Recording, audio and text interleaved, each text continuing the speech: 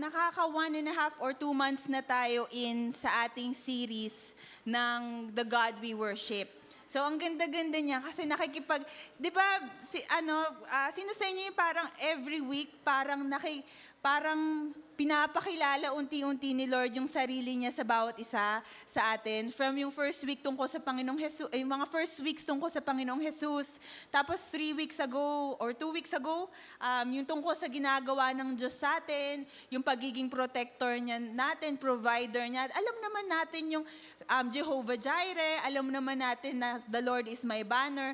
Pero talagang yung kilos niya na kahit alam natin, parang may iba siyang pagpapakilala pa rin every Sunday sa atin. So, same as how He did before and even the weeks before, gayon din sa hapong ito. And lalo na especially kung first time po natin sa SND, let's us allow this purposeful time for God na magpakilala po sa bawat isa sa inyo. Kunwari, kung unang beses nyo lang dito, or matagal na tayo dito, or few weeks tayo, makinig po tayo.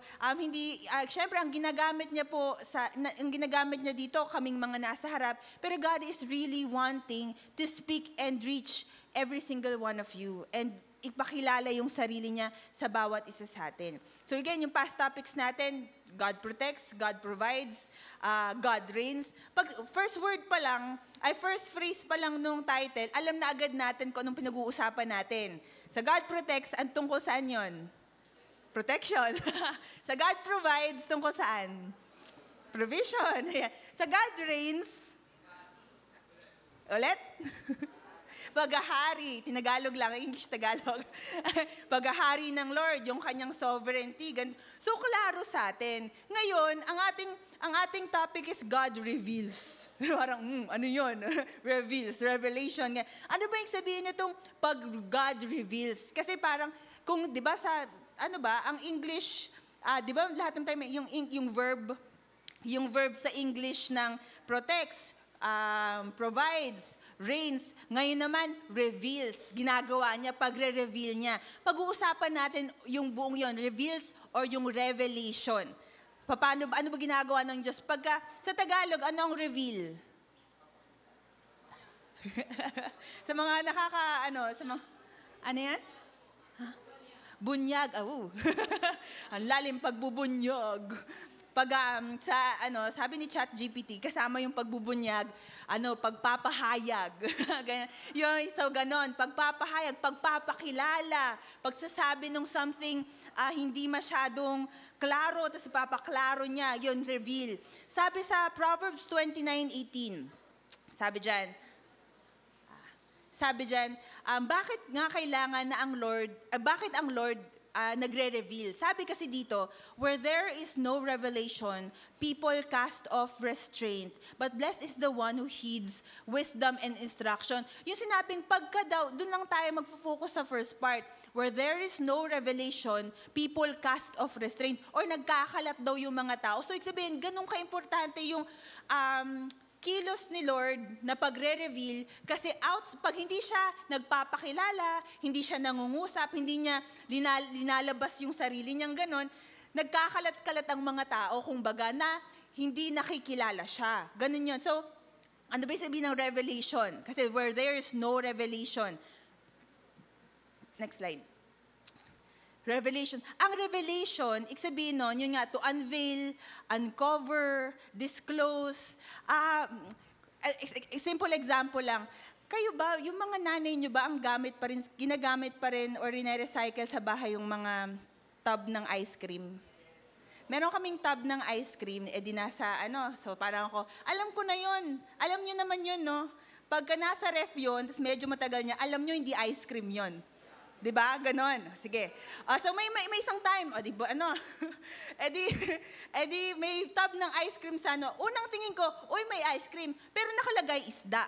May nakalagay doon na isda. Pero hindi ice cream. Pagbukas ko, pizza. Ano ka? Kala ko ba isda? Tapos biglang pizza na. Hanggat hindi ko binubuksan, hindi ko na talaga nalaman kung ano talaga yun.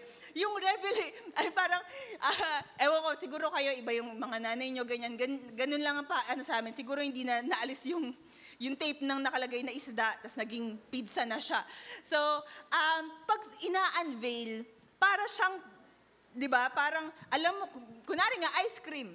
Pagka alam mo sa labas na ganun, pero iba pagka binuksan mo na, tapos iba pagka parang, lalo dito sa tab ng ice cream, pagka pwede mo nang kainin.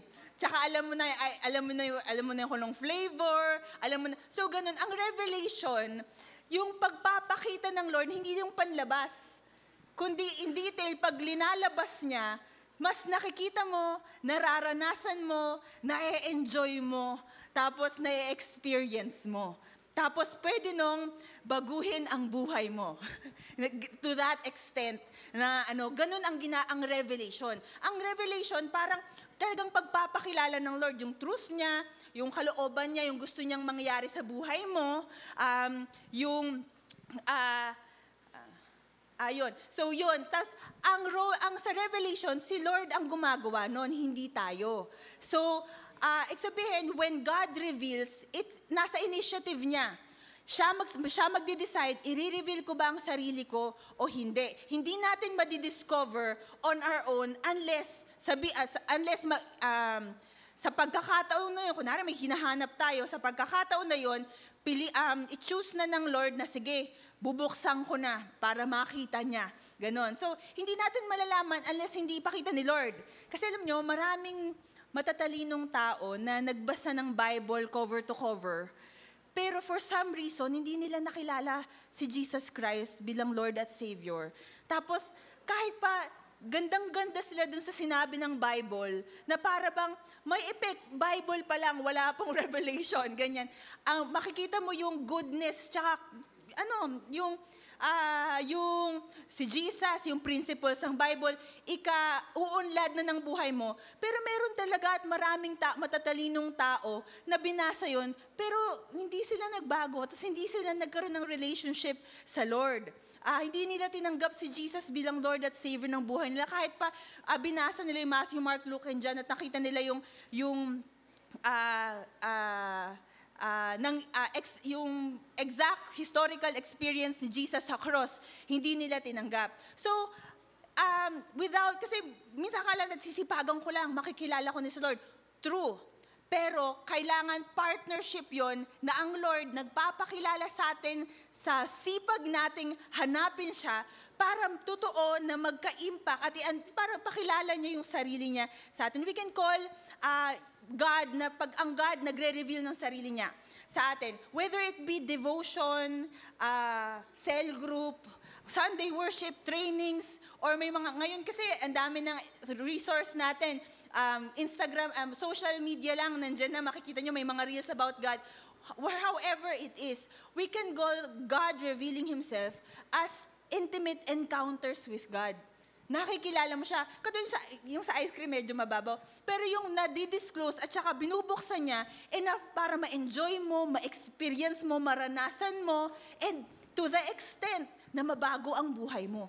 Ganun ang ginagawa ng God na nagre-reveal ng kanyang sarili. May 3 points lang tayo tungkol dito sa action ng Lord ng pagre-reveal ng sarili niya. Una, ang revelation, ang meaning nito, ina-unveil niya yung hidden truth.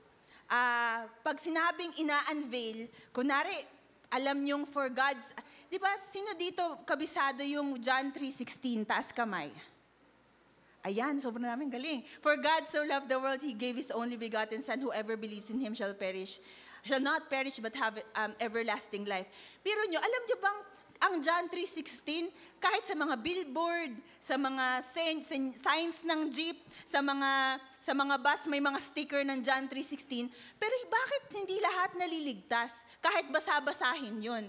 Kasi hindi enough na may word. Kailangan may mga tao actually na dahil lang sa mga sticker, natatouch yung life nila, natatouch yung heart nila, na nababago sila. Pero hindi lahat. Kasi ang Lord ang kumbaga sa devotion nyo, kung narinig nyo na yung word na rhema, yun yung parang may bling-bling yung word, na parang nangungusap sa'yo heart to heart na ang lapit-lapit. Yun, action yun ng pagre-reveal ni Lord. Hindi yun isip mo, hindi yun ang galing ko kasi, ang sipag ko kasi, or ang emotional ko kasi ng paghahanap ko kay Lord. Hindi siya ganon. Kung hindi, it is God initiating yung parang it is God stepping into that moment and saying, okay, papakilala ko ang sarili ko in my word sa anak kong to. Kaya, naririp mo yung para bang ganda. For example, specifically, kunwari, nung word, na kunwari John 3:16. Okay? So, ganun, unveiling siya, parang mysterious ang Bible. Maraming hindi nakakaintindi ng Bible. Maraming mga ginagamit ang Bible for their own benefit. Maraming, siguro, most probably we are more than para aware na doon sa mga na gumagamit ng Bible verses para mag-promote ng pera, mag-promote ng, even yung mga, ayoko man i-touch, pero even yung mga love, for example, pwedeng gamitin John 3:16 para i-promote ang LGBTQ and such, yung ganon, without even knowing talaga kung ano yung sinasabi talaga ni Lord. Pwede kasing gamitin, pero ang revelation is God talking. Parang kinakausap ka na niya. Na siya mismo para mabago yung buhay natin. Hindi kasi parang I don't think ever na bubuka ang bibig ni Lord para kausapin ka, na kinausap ni Lord na hindi nagbago.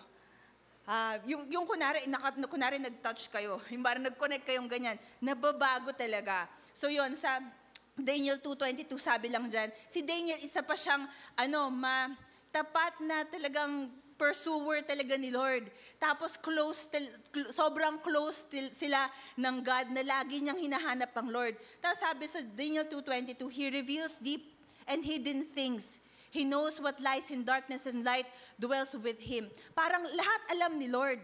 Ang dami-daming mystery sa mundo, ang dami-daming questions left unanswered. Hindi lang, di ba, siguro meron sa inyo na may mga questions tungkol sa Bible. Tungkol sa morality, mga intellectual things, tungkol sa bakit may suffering, etc., etc. Pero more than that, merong mga question tungkol sa universe, tungkol sa haba ng buhay natin, sa meaning of life, and kung saan galing, sa history, ganito. Lahat yon from beginning to end, to the very detail, alam ng Lord. Tapos, He chooses not, hindi niya, nasa sa Kanya kung ipapakita niya o hindi niya ipapakita sa tao. Especially yung mga things that concerns us. So yun, pero, yun nga, sa paghahanap natin sa Kanya, siya ang may capability to answer everything. Meron lang isang moment, kung kilala niyo si Saul, ang changed name niya ay Paul, isa siyang Christian. O kaya sabihin natin Jewish, basta leader sa Christianity. Hindi kasi Christian ang tawag doon eh. Yung Jewish religion before si Jesus Christ, ganito. Sobrang passionate niya kay Lord tungkol sa God. Hindi pa si Lord Jesus, sa God. Alam niyang tinawag siya para maging zealous para sa God. Kaya yung buhay niya, doon niya lahat linagay. Pero sa Acts 9:1-2, nung hindi pa siya kinakatagpo ng Lord mismo, so binasa niya lahat ng Bible, ginawa niya lahat ng traditions, umattend siya ng lahat ng Sunday, nag-aral pa siya, lahat inaral niya, striktong-strikto siya para malaman pa paano maging mabuting tao. Kasi, syempre Israel to. Ayan. Pero, it turns out, nang hindi pa sila nag-encounter ng God Himself, kalaban siya ng God. Sabi dyan, he was breathing out murderous threats against the disciples and sought authorization from the high priest to arrest believers in Damascus. Kung baga, hindi niya alam na kalaban niya ang God, pero gusto niya God. hindi pa nagpapakilala ang Lord sa kanya. Ano pa lang, siya pa lang ang kumikilos para makilala niya si Lord. Ganito. So, hindi man niya gustong mangyari, siya yung pumapatay ng mga unang-unang Kristiyano. Na akala niya, piniplease niya si Lord by doing that. Pero dun sa Acts 9:17 to 18, ayan. Pagkatapos nun kasi nagkaroon ng encounter na may huge light na habang papunta siya dun sa next town na pupuntahan niya para patayin o kaya persecute yung mga Christians. So pagkatapos nun, merong magpigil sa kanya, yun na yung encounter niya kay sa Lord Jesus. First encounter niya. So, sa next slide. Sa Acts 9:3 to 6. Slide before that. Yun, a bright light from heaven suddenly flashed and Saul fell to the ground. He heard a voice, sabi, Saul, why do you persecute me? Bakit mo ko inuusig? Bakit mo ko hinahabol? Ganyan. Tapos sabi niya, Lord, who are you? Tapos doon lang niya na-realize na sinabi niya, Lord, sino ka po? So, supposedly, alam niyang may Lord. Gusto niya si Lord. Ginagawa niya supposedly, quote-unquote, ang will ng God. Kaya sinabi niyang, Lord, who are you? Nagulat na lang siya na ang answer sa kanya, I am Jesus whom you are persecuting. Imagine yung turn around sa isip niya na, buong buhay ko mali. Parang, alam ko tinawag ako ni Lord for this, ganito. Pero, nung hindi pa nagre-reveal, passionate siya, pero maling-mali yung ginagawa niya. Until that encounter or that revelation, if we may say. Sa next slide, 3 days prayer and fasting siya. Kasi I would imagine how painful and broken na lang si Paul nito. So nag-prayer and fasting siya para talagang ma-reflect lahat ng mga ginawa niya sa buhay. Tapos pumunta na si Ananias. Si Ananias isang disciple ng Lord Jesus Christ. Tapos sabi nga ni Ananias na Lord, ako ba talaga pinapapunta mo dito? Parang ayoko, parang papatayin niya ako. Parang ganon. Tapos pinapunta si Ananias. Yan. Tapos, dyan sabi din, Ananias went to the house and entered. Placing his hands on Saul, he said, Brother Saul, the Lord Jesus, who appeared to you on the road as you were coming, he has sent me so that you may see again and be filled with the Holy Spirit. Tapos immediately daw, some things like scales fell from Saul's eyes and he could see again. He got up and baptized.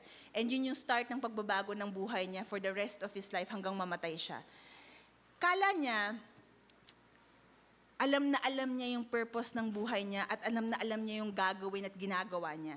Until nakatagpo niya ang Panginoong Jesus, nabulag siya for 3 days, dun lang niya na-realize, bulag pala siya all his life. And then, may dumating na messenger ng God, nag-lay hand sa kanya, tinanggal yung totoong pagkabulag niya, physically and spiritually. Tapos doon lang niya nalakad yung talagang purpose ng Lord sa buhay niya. Sa verse 20, sabi doon, at once, pagkatapos niyang na makuha yung revelation ng God, tapos nakita niya, yung revelation na yun, na-realize niyang maling-mali siya. Kaya nagkaroon ng complete turnaround. Pero at once, nagbago. Kasi alam ni Paul yung tawag niya eh. Mali lang yung pagkakalakad niya before the revelation. Nung pagkatapos ng revelation, at pagkatapos nung pagre-reveal ng Lord, pagpapahayag, pagpapakilala, tama na yung ginagawa niya. He began to preach in the synagogues that Jesus is the Son of God. Ganun kahalaga ang revelation, mga kapatid.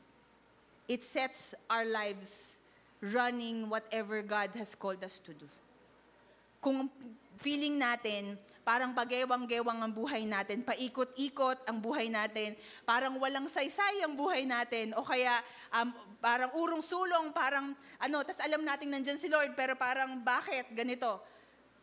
Baka kailangan na natin ng encounter with Him to set our lives straight. Para ma-run. Kasi hindi ever tayo tinawag ng Lord para, sige, eto bibigay ko sa'yo, eto tawag mo, bahala ka. Has ikot ka lang dyan. Hindi ganon. Ang sabi, run with perseverance, the race that is marked for you. Tinatakbo. Para matakbo mo yun, kailangan maliwanag sa isip mo. Yun ang ginagawa ng Panginoong Diyos. He reveals Himself so clearly para alam mo why you do what you do, who you are, who you have to be, and what you have to do sa lahat ng seasons ng buhay ng bawat isa sa atin. Hindi totoo yung trial error buhay. Matuto lang tayong makinig sa Diyos. Matuto lang tayong bigyan siya ng puwang para pakilala ang sarili niya. Hindi natin kailangan mag-go through so much errors and pain in life. Matuto lang tayo doon. So yun, nag-a-unveil siya ng hidden truth. Hindi totoo, hindi kailangan na ang Christianity natin parang yun nga, yung trial or error, or kunwari, babagsak ako ngayon, alam ko na, next time, di na ako babagsak dyan, ganito. Baka kasi ganito, kung nag-pray ka lang, at kung hinanap mo lang siya before ka nagdesisyon, baka hindi ka bumagsak. Kung inuna mong hanapin kung ano yung ipapakita niyang daan mo. Yun nga lang minsan, yung pagiging sobrang masyado nating inuunahan natin sa Lord. Mapapansin nyo, wala ever siguro sa inyong bumagsak kasi inuna nyo si Lord. Kunwari, nag-fail, nag-fall into sin, nawala, naglamig. Lahat ng mga pagkakataong yun, sigurado ako na nanggaling hindi dahil sa inuna natin si Lord. Merong ibang nauna. Hindi ba? So, hindi nagpapabaya ang Panginoon. Sasamahan, kunwari ito daan, tatapik-tapikin niya tayo para isa lang ang lalakaran, isa lang ang tatakbuhin natin. Basta, kasi nagpapakilala siya, nagbibigay siya ng instruction, nagbabago siya ng puso natin, kinakausap niya tayo. Okay? So una, talaga, ang Lord nagpapakilala. Kahit anong hidden, kahit anong gray area, may sagot siya. Pangalawa, ang revelation. Dear, next slide. Ang revelation is God's self-disclosure. Narinig niyo na ba yung term na self-disclosure? Sa mga college yata may mga self-disclosure activities. Alam niyo sabihin ng mga gano'n na self-disclosure. Yung mga, kunwari, nasa isang ikot kayo, tapos merong tanong, what is your name? Where did you grow up? Yung mga tungkol sa sarili nyo, tapos ikot, ako po si ganito, ganyan. Yung mga, kasi western movies yung napapanood kong ganito. Yung mga kunwari, nalulung sa drugs, tapos nagre-rehabilitation, meron silang ganito, self-disclosure activities, ganyan. Ako po si ganito, dito po ako nalulung sa droga. Ako po ganyan. So parang pagpapakilala para mag-connect kayo sa isa't isa. Ang revelation ay pagpapakilala ng Diyos ng sarili niya. Pinapakilala niya. It is God opening up to you. Parang it's as simple as that. God opening up His heart, His will, His ways to you. Ang revelation is ang God, pinapakita niya yung nature niya, yung character niya, yung goodness niya, yung love niya sa'yo. Para pagka nagpakilala siya, para bang napapalapit yung loob mo sa Kanya or nagkaka-connect kayo. Di ba sa napansin ko pag may self-disclosure activities, ganyan, mapapansin nyo, yung mga sobrang self-absorbed, alam mo sabihin self-absorbed, yung tungkol sa kanila yung buhay. Yan, parang, yung kunwari, nag-share ng isa, tapos kunwari, nag-share siya. Tapos ako yung self-absorbed. Ganun ba? Ako nga, ganito. Yung lahat tungkol sa akin. Kunwari, nag-share niya siya ng problema, yung isa naman may problema siya. Tapos magbalik, kunwari, babat-in ako. Tapos tungkol na naman sa akin lahat. Ganun yung self-absorbed. Para bang lahat, ikaw yung main character, ikaw yung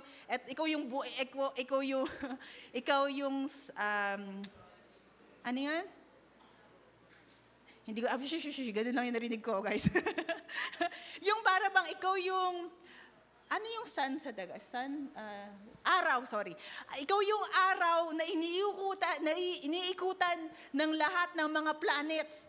Ganon pag self-absorbed, parang sa'yo lahat umiikot. Ganon lang, Pagka mapapansin nyo sa mga self-disclosure activities, pag meron dong kahit isa lang na self-absorbed, kunwari sa ending, most probably hindi niya naintindihan yung problema ng lahat. Laging problema pa din niya. Ganon. Ngayon, i-relate lang natin to. kasi sa culture natin ginagawang ikaw na yung parang cool pag yung parang 'di ba okay lang na maging main character ka eh. Pero alam niyo ba yung ganong attitude, mentality na main character ka sa lahat ganito, hindi mo makikilala yung iba kasi laging tungkol sa Tapos alam nyo, pag may ganun din, actually pride yon, pero pag may ganun din, na kahit anong attitude, kung paano hindi mo makikilala yung iba at hindi kayo ever magiging close, kasi lahat tungkol sa'yo, pati sa Diyos. Kala mo, ang Lord para sa'yo't lahat, pero actually malayo kayo, kasi lahat nga tungkol sa'yo. Ang ang purpose ng self-disclosure ay mapalapit ang isa't isa. When ang revelation ng Lord, pagpapakilala niya para mapalapit kayo, hindi pwedeng tungkol sa'yo. Ang self-disclosure is building friendship and trust. Hindi ba? So sa God, ganun din. Ang God, hindi naghahanap siya na baguhin tayo kung mayroong tayong tendency na maging self-absorbed, ganito. Pero God is looking for companions and friends. It is not friendship if it is just about you or one person and not the friendship. Did you know that? Kaya alam nyo maraming mga walang kaibigan. Meron sinabi sa Psalms sa Proverbs, nakalimutan ko na yung mga walang friends daw kasi ang buhay tungkol sa kanila. Ang friendship is about both parties. It's not about you. Minsan nakala natin, kaya ngayon, sa age kasi natin ngayon, ang friendship dapat suportado ka.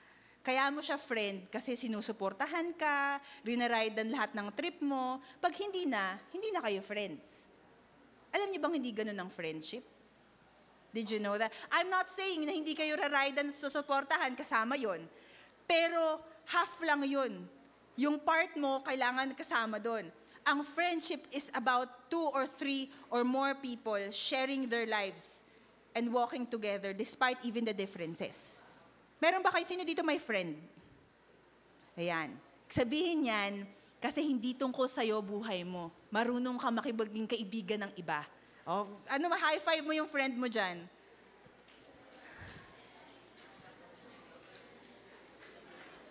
Merong iba gumanon. Pagka gumanon, pakilapitan, baka kailangan niya ng friend. Ganito. Alam niyo kung bakit kailangan marunong tayong makipag-friend? Kasi ang Lord naghahanap ng friend. At naghahanap ng taong marunong makipag-friend. Lord na to. Okay, sa akin na po ulit. Sige. Tama. Yung kamay niyo, lagay niyo sa heart niyo. Tingin mo ka sa katabi mo. Sabi mo, makikinig ako. Kaibigan kita. Pero shut up ka muna. Okay. Sa akin na ulit. Okay, sa akin na? Okay, goods. So yun. So ang God, naghahanap ng friend. Ng taong marunong makipag-friend. Kasi ang God, paano siya naging friend sa'yo? He laid down His life for you to be your friend. Ganon siya makipag-friend, buwis buhay, mga Ganyan. Ngayon, kaya yung self-disclosure, yung pagpapakilala ng Lord ng sarili niya, hindi para maging close kayo. To build trust, to build friendship, for you to know that you care, that He cares, so that you can care for Him and His cause as well. Hindi exclusive si Lord sa pagpapakilala ng sarili niya. Ang problema lang talaga minsan, hindi ready ang puso natin, ng dating mga tao, na kilalanin siya most of the times. Ang Lord hindi ganito, ayaw mo sa akin? O di ayaw ko din sa'yo. Kaya i-ignore mo ko, ha? O di sige, i-ignore din kita. Ganyan ka pala, ha? Diyos ako, at i-ignore mo ko. Ganyan. Tayo lang yung ganon. Ang Lord hindi ganon. Alam niyo sa John 1:10-12, sabi ng Lord, sa lahat, sa buong creation, ginagamit niya para ipakilala yung sarili niya sa inyo. Kaya kayo humihinga kasi pinapakilala na Lord na, alam mo ba, sa bawat heartbeat mo, ako yan. Alam mo ba, na sa bawat iniinom mong tubig, lahat ng H2O dyan, ako nag-form yan para maging healthy ka. Nagpapakilala si Lord sa lahat ng mga nangyayari sa buhay ng bawat isa sa atin. Yun nga lang, sometimes we are the ones who's not ready. Kaya sabi niya dyan? He was in the world, and though the world was made through Him, the world did not recognize Him. Hindi siya kinilala ng world. Sabi niya, He came to His own. Siya nagbuo, siya naghirap, siya nagpalaki, siya nag-care, siya naglagay ng bawat buhok mo dyan, kaya marami yan. Siya yung lahat na natatanggal dyan, kaya galing din kay Lord. Alam din ni Lord. So yun, pero sabi doon, He came to His own and His own did not receive Him. So yun, nagpapakilala siya. Lagi siyang nagpapakilala sa'yo. Hindi siya tumitigil. Ang tanong na lang sa atin, hinahanap ba natin na makilala siya kasi ready siya. He's ready to make friends. Okay? He is not, next slide.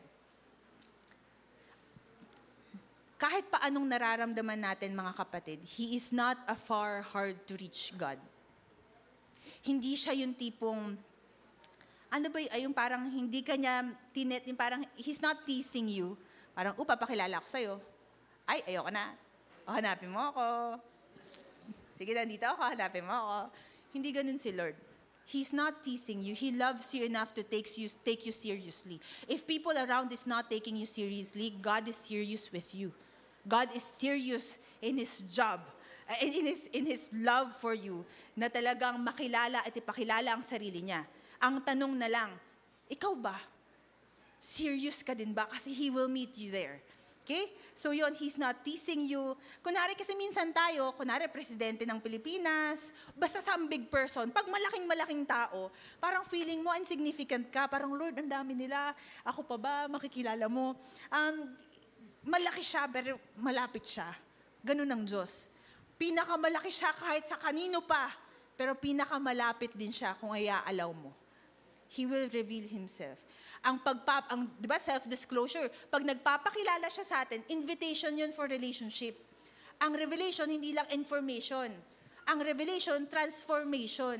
Kasi, hindi dahil sige, magkakilala na tayo, kailangan mo nang magbago. Kasi ako na ang kilala mo. Hindi. Ang Lord sobrang ganda at sobrang laki, holy, righteous, na pag nakilala mo siya, parang gusto mo na ibigay lahat para sa Kanya. Personally, ang aking standpoint lang talaga, the only reason people are not changing for God is because they do not know God enough. Wala, parang makilala mo lang talaga si Lord. Mag-heart to heart lang talaga kayo. Face to face. Makita mo lang yung pag-ibig niya sa'yo. Makita mo lang yung kabanalan niya. Makita mo yung kung paano niya hinahawakan ng lahat. Tapos, na-notice ka pa niya. Parang hindi ko kayang parang walang taong hindi magbabago at ibibigay ang buhay para sa Diyos. Pag nag-reveal siya, talagang invitation for relationship, nagpapakilala siya para maging kaibigan. Hindi siya di ba pagka kunaring, di ba sa friends, iba yung sinishare mo sa mga close na dun sa mga kakakilala mo lang. Di ba? Hindi ka dyan, ewan ko baka meron sa inyo open book na unang kilala pa lang, nilabas mo na yung buong buhay mo. Good for you. Hindi ako ganon. Ganon. Ang Lord ganon din. It takes time. Intimacy in friendship develops through time. It is a relationship na ginagawa nyo together ng maraming panahon para ma-open up. Kasi actually, ang Lord kilala ka na. Pwede mong ilabas lahat, pero ang Lord kilala ka na, mahal ka niya dyan. Pero siya, tayo ang hindi pa nakakakilala sa Kanya. Minsan nga, tayo ang hindi nakakaalam na kilala pala niya tayo. And gusto lang niyang makita na, maintindihan natin that He really knows and sees us. Pero gusto niya na hindi lang ganon. Ikaw din makilala mo siya. Okay, sa John 15:14-15, sabi dyan, "You are my friends if you do what I command. I no longer call you servants because a servant does not know his master's business. Instead, I have called you friends, for everything that I've learned from my Father, I have made known to you." Bakit? Kala ko ba friendship tungkol sa both parties? Bakit sa verse 14 sabi, friends ko kayo kung sinusunod niyo ako?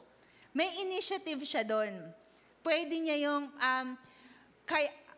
the way to walk, kasi ang commands niya makakabuti sa'yo, at nandun yung lordship at friendship together, na kaya niya pinapakita yung commands niya sa atin, is pag ginawa natin yon, nakaka-walk together. Kasi ayun ko lang, yung commands niya, hindi yun yung para bang boss, o gawin mo, ba't di mo ginawa? Kala ko ba? Ang commands po ng Lord, parang binibigay niya sa'yo kasi lahat yan makakabuti sa'yo. Pag ginawa mo yan, makakalakad ka together with Him, mapapabuti ang buhay mo. Pag hindi mo kasi ginawa ang commands niya, ikasasama mo yan. Gugulo ng buhay mo yan. And ayaw ng Lord yun. Para lang maging klaro sa bawat isa sa atin, hindi to parang boss ako, ganyan, Lord ako. Actually, totoo. Pero He loves us enough to be our Lord, but at the same time, to invite us to be friends. Kaya sinabing, you are my friend if you do what I command. I hope that's, naintindihan po natin yun. Kaya sabi dyan, so yun, pagkapatuloy tayong lumalakad sa kasama siya, sinusunod siya, kasi Lord at friend natin siya, nade-develop yung napapakilala niya, napapabuti buhay natin, napapatatag ang buhay natin. Pero nung sabi dun sa last part, sabi dyan, pinapakita ko lahat ng sinabi sa akin ng tatay ko. Linalabas niya. Pinapakita niya lahat, pinapakilala niya yung sarili niya sa atin habang tayo sumusunod sa Kanya. So yun, ang Lord nagpapakilala, may power yan para talagang baguhin ang buhay mo, ang action mo, ang attitude mo, ang behavior mo. Tapos, it enables you to walk with God intimately, araw-araw. Tapos masaya ka, hindi magulo. Okay? At ang so yun, ang revelation is God's self-disclosure. God opening up to you. Si Lord ba di ba tayo lagi nag-open up kay Lord? So si Lord ba nag-open up sa'yo? Bukas mag-open up na sa'yo si Lord pagkatapos nito. At least siya. So bukas daw siya mag-open. Okay yan, at least connect tayo. Yan, so evaluate natin is hindi enough ang pag-open up natin sa Lord. Nakaka-comfort, 'di ba? Provider siya, protector siya. So nakaka-comfort na nag-open up tayo sa kanya. Na sasamahan niya tayo, na po-provide niya tayo, hindi ba ganon? Pero pagka hindi pa siya nag-open up sa'yo, kahit pa paano, medyo madilim pa rin yung buhay mo. Iba kasi pag siya nag-open up, nababago ka talaga. Iba nakakalaya ng buhay kumbaga. Okay? So yun. So God, hanapin natin na ang God nag-open up sa atin. Yun, huwag tayong magsisettle na tayo lang. Dapat gustuhin natin na si Lord din nag-open up sa atin. At lastly, ang revelation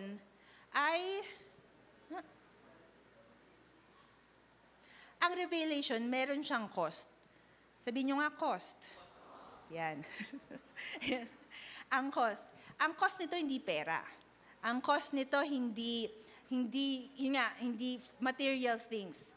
Ang unang cost nito, it costs our full attention. Kasi relationship siya. 'Di ba? It costs our full attention. Sa Jeremiah 33:3, sabi dyan, call to me and I will answer you and tell you great and unsearchable things that you do not know. Biro mo, gusto niyang makilala mo siya. Pero you call to Him. Yun nga lang, kailangan nating maintindihan, ang idea sa truth ng God, hindi genie in the bottle. Nahilingin mo once, magpa-pop up kung kailan mo gusto. Hihimasin mo lang. Tapos pagkahimas mo, lumalabas na. Oh Lord, gusto ko malaman to, bigay mo ngayon, ganyan. Friendship Really, mayroong damdamin, mayroong gustong mapangyari ang Lord. Friendship siya. So, alam niyo ako, personally, kasi minsan, I do get comments about, yung anointing sa preaching, bakit yung wisdom ganito. Do you know, nung bata ako, sa mga friends, yung mga kabatch ko dito, sobrang syunga akong bata. I mean, ano ba sabihin nun? Kunwari, kailangan pumunta sa left. Ako yung mga pupunta sa right. Oh, eto ang gagawing pagsunod. Dito tayo, dito ako. Ayon ba? Ganon. Ang unang-unang sincere prayer ko sa Lord, Lord, hindi po ako talaga, matalino ako pero masyado. Yung parang, sige, I will be, I'm very stupid as a person. Pero teach me how to live. Because I can't. Hindi ko kaya. Hindi ko magawa. Ganyan. Ano yun? Emotional pa rin siya sa akin kasi talagang hanggang ngayon yun ang prayer ko, Lord, tulungan at turuan mo akong mabuhay. Yung hininga talaga, yung buhay. Yung gusto niyong buhay, turuan niyo po ako, tulungan niyo ako, baguhin niyo ako para gawin ko yung buhay na gusto niyo. Yung prayer kong yon, ano yon? Kumbaga, sa emotion ko, yung tipo bang nakahang ako na parang pag Lord di mo ako tinuruan, babagsak talaga ako ganyan. Alam niyo bang ano?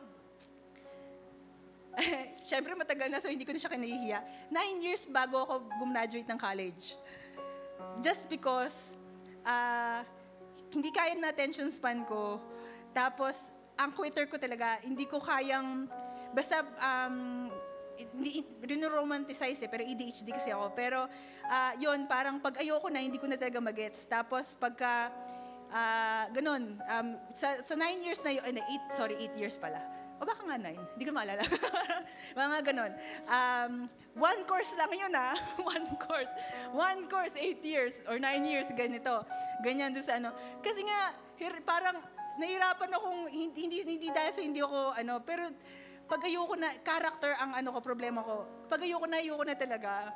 Para ayoko nang mahirap, ganyan. And alam ko magko-cost yun sa akin. Pero yun, ganun. Kaya yun yung mga first, graduate ako 25 years old, para mga ganon. Just because I know that I am the problem. I am the problem. As in, ganon, talagang problema.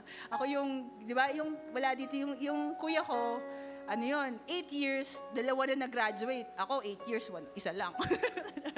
Ganon. Hindi ko naman ito hina-highlight or anything. Sinasabi ko lang, kasi yun yung pundasyon talaga, yung mga kinahihiya kong ganon nun, yun yung pundasyon talaga ng prayer ko sa Lord. Turuan mo ako mabuhay. Kasi talagang palyado ko, as in parang ako yung walang patutunguhan talaga, hindi talaga ganito, hindi yung ganon. So yun ang pinanggalingan talaga ng hanging by the thread. Tapos ngayon, ganun pa rin ang prayer ko hanggang ngayon. Lord, turuan mo ako mabuhay, hindi yung sa akin. Ang healthy devotion, worship at prayer time ko sa araw-araw is 1 to 3 hours. Pag hindi ko yun nagawa, aligaga na ako. As in, kasi nga, wala na akong focus kung saan na ako ganyan-ganyan. Ganon. Minsan, lalo na pagka, wala ako sa Philippines, nasa kunwari, I go to the gym, kahit doon, preachings yung pinakikinggan ko, I still feed my spirit.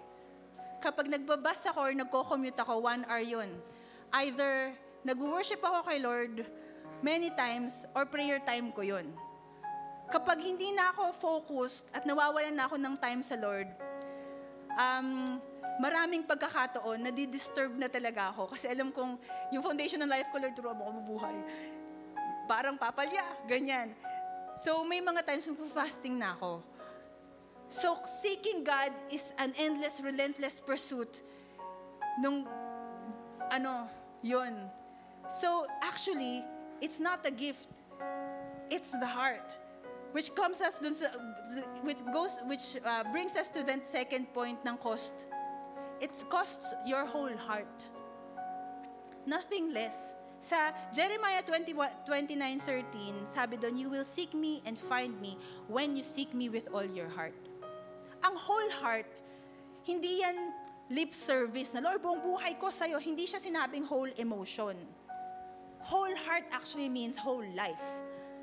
Whole heart means seeking Him with full faith and your faithfulness. Kaya minsan, kunwari, pagka nasanay kang wholehearted ka kay Lord, konting half-hearted ka lang or lukewarm ka lang, alam mong may mali na sa'yo. Kasi pag sanay tayong mga Kristiyano na half-hearted tayo, para bang momentous, yung para bang, parang very special, quote-unquote, yung moments na wholehearted ka. Actually, hindi pwedeng ganon. Hindi mo makikilala si Lord ng ganon. Want an intimate friendship? Whole heart with your whole life. Buong buhay yan. Yung commitment mo ngayon, kailangan mo lang ng adjustment period na, Lord, simula ngayon sa inyo lang. Siyempre, maraming mga testing yan para maging buong kay Lord. Pero pupuntahan mo yan kasi your heart will be tested if it is whole for Him. If every single hardship, you become half-hearted, tsaka lukewarm kay Lord, tapos yun ang mas 90% ng buhay mo, tapos maghahanap ka, Lord, bakit hindi ko kayo makilala? Hindi ba fair? Isn't God, di ba fair?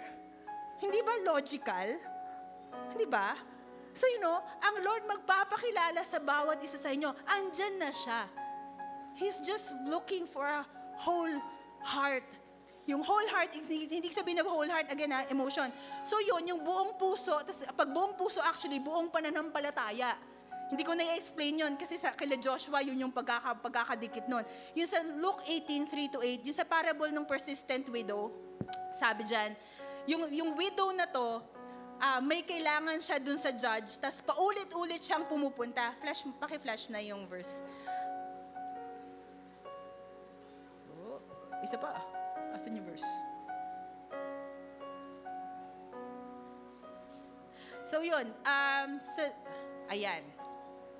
So yung may widow, sige. So yung widow na yon, paulit-ulit siya na pumupunta sa judge. Tapos sabi niya, yung justice lang para sa akin. Sa verse 4 sabi, for some time he refused, but finally sabi nung judge sa kanya, even though hindi ako takot sa Lord, ganyan, pero ang kulit kasi nito, sige na nga, ibibigay ko na sa kanya.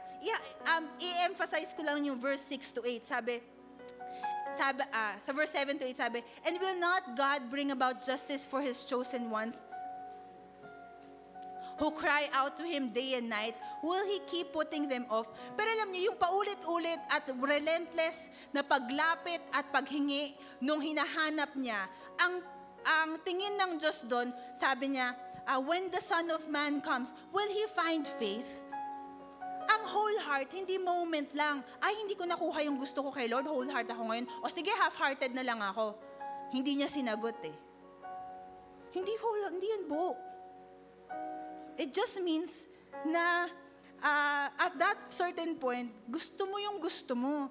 Pero hindi mo gusto yung gustong ibigay sa'yo. Kung ang hinahanap mo, yung gustong ibigay ng Diyos sa'yo, it's not about you any longer. Kaya, tuloy-tuloy mong hinahanap sa Kanya. Kasi siya ang may initiative na ibigay, kasi say niya yon. Naintindihan niyo ako doon? Kasi God reveals. That is His initiative. Kunwari ako, may friend ako, may nangyari sa kanya. Kahit anong kulit ko dyan, makulit ako actually. Kahit anong sayo ko sa kanya, hanggat hindi niya sinasabi yung problema niya, malalaman ko ba? Di ba hindi? Hindi po pag hindi, ganun din si Lord. Magtatampo ba ako, Lord, hindi bumubuka yung bibig mo? Sa kanyang kwento yun eh. Bakit ako magtatampo sa kwento niya? Sa kanya yun. Ganun din kay Lord. Ang kailangan mo lang, whole heart. Lord, hahanapin ko. Initiative mo. Sa'yo ang pagre-reveal ng sarili mo sa akin. And gift mo sa akin pag nag-open up ka sa akin. Hindi ako entitled para nagtatampo ako, hindi sinagot ni Lord yung gusto ko. Hindi ganon. Hindi ako magtatampo, Lord. Kasi sa'yo yan. Pero hahanapin ko hanggang ilabas mo para ipakilala ang sarili mo sa akin. Okay? Yung ganun. Ang whole heart means seeking Him with full faith and faithfulness. Kaya, lalabanan mo ang discouragement, lalabanan mo ang distraction, kasi, kailangan mo magtuloy hanggang hindi, yung ganun. Kung I suggest you, kung paano stand ko, alam mo, may mga prayer ako kay Lord na, Lord, kawawa naman ako pag di mo ako kinausap ngayon. Kunwari, silent siya today. Yun po din prayer ko the day tomorrow. Lord, kawawa naman ako pag hindi mo ako kinausap today. Wala naman so, God never teases you like, ay, hinahanap niya ako, habulin mo ako. Hindi siya ever ganon. Pero, yung stance ang point ko. Yung stance is, Lord, I'm depending on your mercy for you to reveal in me. Kasi God kayo, tao ako. Pero dahil mahal mo ako, maghihintay ako. Hindi po siya ever magtatago. Hindi siya ganun. So is your faith enough to choose to seek Him above all and through time? Ito lang din ang mga gusto kong i-insert dito. Hindi siya nagugulat o ma-offend sa mga hard questions natin. Hindi siya madaling ma-offend, hindi siya sensitive. Hindi siya ganung hindi siya ultra sensitive kasi baka iba yung point natin. Hindi siya ultra sensitive na hindi nagtitiwala. Ganyan, hindi siya ganon. Hindi niya minamali pag hinahanap natin yung mga sagot sa mga tanong kasi kaya niya 'yon. Kaya niya tayo. Kung may mga taong hindi tayo kaya, si Lord kaya tayo. Pwede ba 'yon? Tanggapin lang natin 'yon. Si Lord kaya tayo. So pwede mong iharap sa kanya ng buong yung lahat, pati lahat ng mga tanong at lahat ng mga frustration natin, pwede natin iharap. Si David, ganun ang ginagawa, kaya sila close. Haharapin ni Lord yan. Pero kakatagpuin tayo ni Lord dyan. Yun. Hindi siya, yun. So, just in case lang, na may mga panahon na hindi siya natatagpuan. Actually, the only time He is not found, or the moments na questions are not answered, may mga confusions that are not clarified. May mga frustrations and walls na hindi na break through. Mga revelation na hindi na dumadating. Una, may possibility na before niya relationship kasi siya mag-open up. May possibility na bago niya ibahagi yung sagot, nag-give up ka na. Hindi sinagot ni Lord yung hindi siya sumasagot. Hindi totoo yun. Yun. Pwede talagang we did not seek Him enough or we did not trust Him enough. Pero meron ding isang sinasabi sa Bible, I forgot pero nakalimutan ko lang yung verse, pero just in case na talagang quiet siya, can we just trust that it is for our good that we do not know? Yun lang. Meron laging pag nagre-reveal siya, may purpose yan, bakit niya rin-reveal sa'yo. Pag nagsasalita siya, seed yan sa buhay mo na ikagaganda ng buhay mo. Pero pag may mga tanong na hindi niya sinagot or mga request na hindi niya agad-agad tinupad or minute, what we know is it is for our good. Ang revelation, touch siya ng God's love. Parang bawat revelation, bawat pagpapakilala ng Lord, bawat bukas mo sa Bible na may sinasabi siya, ganyan. May touch siya ng love ng Lord, mercy ng Lord, truth niya, justice niya. Sometimes lang, ito nga, ang answers to our questions is not what we want to hear. Pero ang clear nga doon, the Lord answers every need. Di ba yun yung sabi sa Bible? So pag may mga kahit ang alam natin, kung anong ibigay niya sa atin, yun ang kailangan ng bawat isa sa atin. Your needs will be met. Your frustrations will be makakalma. Ganyan. Pero uunahan mo, pagtiwalaan mo siya kung anong form niya ipapakita sa iyo. Ang God natin close, hindi siya religion. Ito ang Christianity lang besides sa totoong Diyos, of course totoong Diyos natin, hindi siya religion. Pag sinabing relationship, hindi siya yung masarap lang pakinggan na ang Lord namin hindi religion, it's a relationship. Actually, totoo, it's a relationship, it's an intimate relationship, it's an everyday commitment to a God who answers and directs your life. Okay? So yun. Ano lang ang kailangan natin gawin? Ano lang para patuloy at araw-araw siyang makapag-reveal sa atin? Yung full surrender ng buhay natin. Tapos nabanggit ko to last week, unconditional commitment. Sana mag-ring to sa inyo. 2025, unconditional commitment to the Holy Spirit. Bakit unconditional commitment? Kasi hindi sa sarili natin siya nagko-connect. Yung sa pinakamalalim na loob natin, yung spirit natin. Sa 1 Corinthians 2:10, sabi, these are the things God has revealed to us by His Spirit. yung spirit na hindi natin nakikita, may spirit tayo, anin ko lang, may body, soul, spirit tayo. Para lang clear, yung soul natin, nandyan ang emotions mo, nandyan yung mga gusto mo. So, ayun, yung gusto mo. Ang spirit, mas malalim pa yan. Nandyan yung drive mo. Ngayon, ang Holy Spirit, nakikipag-meet siya dun sa spirit mo. Hindi lang dun sa nararamdaman mo, dun sa mas malalim, sa spirit mo. Ngayon, pagka hindi nakasurrender ang buhay natin, nag-ooperate tayo, kung narinig nyo na yung term na soulish, kung ano lang gusto mo. Kaya pagka kunwari hindi nakasurrender, hindi si Lord ang hindi siya makakonect sa'yo. Kasi may term na sinabi, deep cries out to deep, spirit to spirit. Yung spirit niya kumokonect sa spirit mo na invisible. Ngayon, kaya napakahalaga na nakasurrender ka para hindi nakadepende sa soul, sa'yo, kundi spirit. Kaya sinabi dyan, these are the things God has revealed to us by His Spirit. The Spirit searches all things, even the deep things of God. Papakita ni Lord kung sino siya. Pwede ngang sabihin pa niya sa yung mga nangyayari sa mundo. May mga inaalagaan ako na sa, hindi pang pastor yung revelation, pang sa lahat ng anak ng Diyos. May mga inaalagaan ako under the cell na maraming sinasabi ang Lord sa kanila, na ina-explain sa kanila kasi hinahanap nila. Hindi para sa mga may posisyon na nagpe-preach ang revelation. It is for children of God. You want sa Romans 8:14, this is why how to prove this. Sabi, for those who are led by the Spirit of God are children of God. So sabihin, kunwari, ako meron akong inaalagaan, yung inaalagaan ko may inaalagaan. Hindi, yung inaalagaan kong yun, hindi siya pupunta dun sa inaalagaan ko at sa akin para ma-reach niya si Lord. Pare-pareho kaming pantay-pantay na anak ng Diyos. Kaya lang meron tayong mga pag-aalaga at may mga mas mature na para maalagaan ng lahat. Pero when it comes to God talking to every single one of us, walang superiority at lahat tayo kinakausap ni Lord. Lahat tayo ang gusto ng Lord mag-open up siya sa atin. Yun nga lang, ang invitation niya, yung heart mo na lang. Yung habits mo. Gaano siya ka-importante. Gaano mo siya pagtitiwalaan. So, ngayon, if God has talked to you and has touched your heart, na nangungusap pala siya, it is His invitation to trust Him more and more. Sino dito gustong lumakad kasama si Lord? Buong buhay. Okay. Napicturean ni Lord yan. Okay? Gusto niya hand in hand. Ano kayo? Ano to? Ang tawag doon?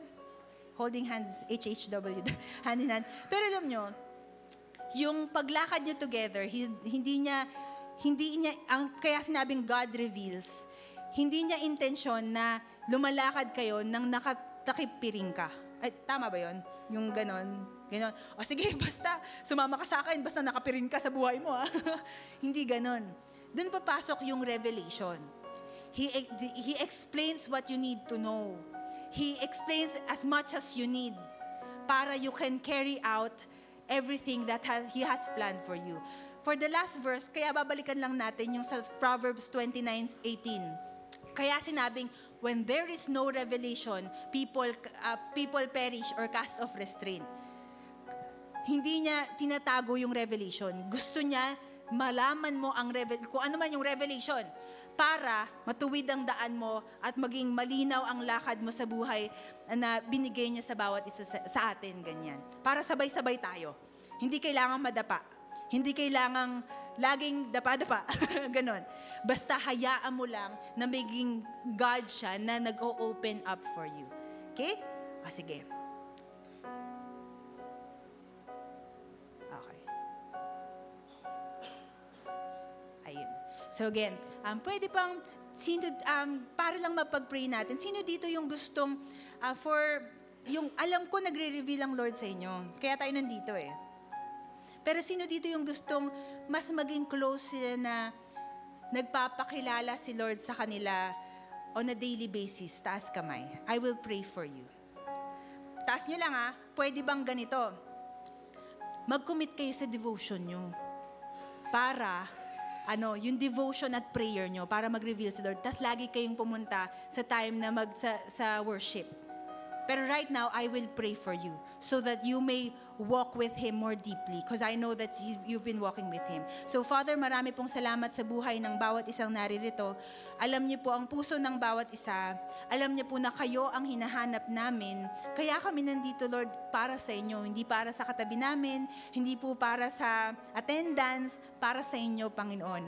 And Lord, we pray and ask, Panginoon, na you reveal yourself to us. Especially, we commit the last half of this year. Reveal yourself to us. Hindi para lang masaya na kilala namin kayo o marami kami natututunan, pero para mas malaging malapit ang aming pong paglakad kasama sa inyo. And para po mas lalo nyo po kaming maggamit, Lord God, para maging co-worker nyo for what you want to do on earth. As much as our God is a transformational God, walang hindi nagbabago sa inyo, Panginoon. We want to be a people who can change the world because our God, who we walk with hand in hand all our life, changes us and can transform and talagang the world around us, Panginoon. Pagpalain niyo po ang bawat isa sa pangalan ni Jesus. Amen. Okay? So, excited ba kayo mag-devotion? Okay. Pag nag-devotion kayo, bigyan nyo ng room si Lord para mangusap sa inyo. And He will never disappoint. Ang next ko, meron ba dito sa unang pagkakataon, nakapunta sa S&D worship? Can I invite you to stand up lang? Gusto lang namin makita na yung first time nakarating sa S&D worship. Yan. Meron pa? Is there anybody else na okay, hintayin lang natin makatayo yung iba. Ganito pa, palakpakan naman po natin yung, pinapalakpakan namin, kasi sobrang happy namin nandito kayo. Hindi naman namin maisa-isa kayo ngayon, pero ang happy, talaga masaya kami, sige, upo na kayo, pero na nandito kayo. I just want you to know na may plano ang Lord sa inyo, at ang Lord is not a religious God, but a very, very personal God. And gusto niyang ma-start yung journey with Him today. Kaya after nito, siguro, I hope na merong lalapit sa inyong mga friends o yung nag-invite sa inyo para mas ma-explain yung pinag-usapan natin today and kung paano magiging tama yung paglakad natin sa Lord, yung pagkakaroon ng relationship natin sa Kanya. Again, palakpakan naman po natin yung mga yung mga bagong, yung unang-unang nakarating dito. And pagpe-pray ko lang kayo, medyo alam ko na naman kung sino kayo. Can I pray for you? Can you close your eyes? And I'm just gonna pray for you. Father, marami pong salamat sa bawat isa po, Panginoon, na naririto. And sa bawat isang, sa unang-unang pagkakataon, nakarating po, Father God, sa aming, sa TGCCM family, sa S&D worship. Lord, I pray, pagpalain niyo po ang buhay nila. May this be, and I declare that this is the day that you have made for them po, Ama, na makastart sila sa intimate relationship with you that will change their lives and the course of their lives, Panginoon. Pagpalain niyo po sila. Salamat po sa pangalan ni Jesus. Amen.